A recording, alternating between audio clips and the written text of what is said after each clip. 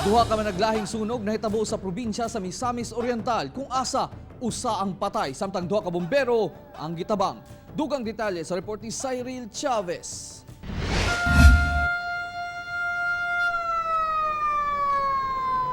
Pinaspasay ang pagresponde sa kabumbiruhan sa dakong sunog sa usa ka bodega sa barangay Kasinglot, Taguluan, Misamis Oriental.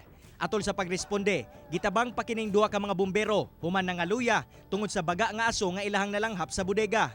Paspas nga midako ang kalayo tungod sa aluminum phosphate gikan sa tahop ug harina nga nakastak sa bodega. Naglisod sab ang bumbero kay mas misilaab kini kung pasiritan og tubig. Padayon pa ang investigasyon sa kabumbiruhan sa insidente.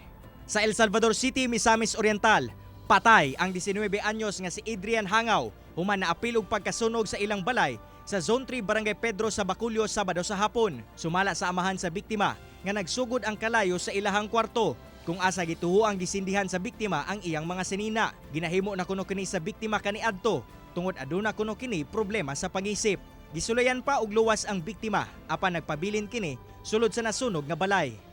Nahupaw ko bakay wala gyud ko'y kaulian. Una pagtanon bata. Ilo kayo. Patay na gyud. Miabot sa 90,000 pesos ang damyos kung asa usa ka balay ang totally damaged. Pahimangno namo sa mga ginikanan nga bantayan sila atong mga posporo, lighter, atong taguan gyud nga dili nila maabot. Kauban si Jade Gavas sa kamera. Ako si Cyril Chavez para sa One Mindanao.